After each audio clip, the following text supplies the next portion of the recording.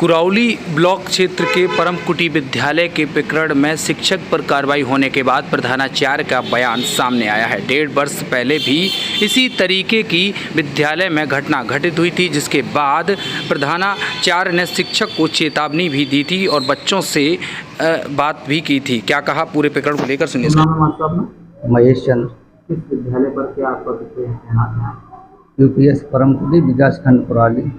हमारे जिस तरह से शिक्षक पर जो आरोप लगाए गए, इसकी सूचना मुझे पिछले 1.5 साल के बाद कभी नहीं दी गई। एक बार ब्लैक बोर्ड पर चड्डी या कक्षा का चित्र बनाने का सूचना पहले मैडम से बच्चों द्वारा कहा गया। मैडम ने हमसे कहा, हमने उन बच्चियों को एकांत में इधर बुला के पूछा, क्या ये बात सच है?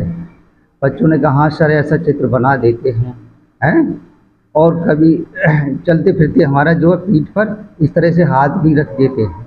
तो मैं उन सभी बच्चों को एक क्लास में ले गया। उसके बाद मैंने बच्चों को ये पूछा, बेटा वो वैसे तो वरिष्ठ अध्यापक हैं, ये चित्र बनाना जो सामाजिक तौर से उनका विषय भी नहीं है और ऐसा नहीं बनाना चाहिए हैं। अगर उन्होंने ऐसी कोई गलती की है, ठीक है, तो लेकिन बच्चों का यहाँ पर आरोप है कि जो मास्टर साहब हैं वो कहीं चुटकी बरतते हैं तो कहीं चुटकी बरतते हैं, परेशान करते हैं बच्चों को। जी, इस तरह का मुझे कभी मेरे संज्ञान में किसी गार्जियंस या बच्चे द्वारा या मैडम द्वारा इस तरह की कोई भी जानकारी हमें इस प्रकरण होने तक कभी नहीं दी गई। नहीं, तो अब आप किस तरह की कार्रवाई करेंगे? अगर नहीं, अब विद्यालय में अगर किसी तरह की कोई इस तरह की कोई भी घटना मेरे संज्ञान में वो आएगी तो मैं अपने स्तर से तो कुछ उनसे जो भी कह सकूं कहूँगा ही, और तुरंत उच्च अधिकारियों को भी सूचित करूँगा।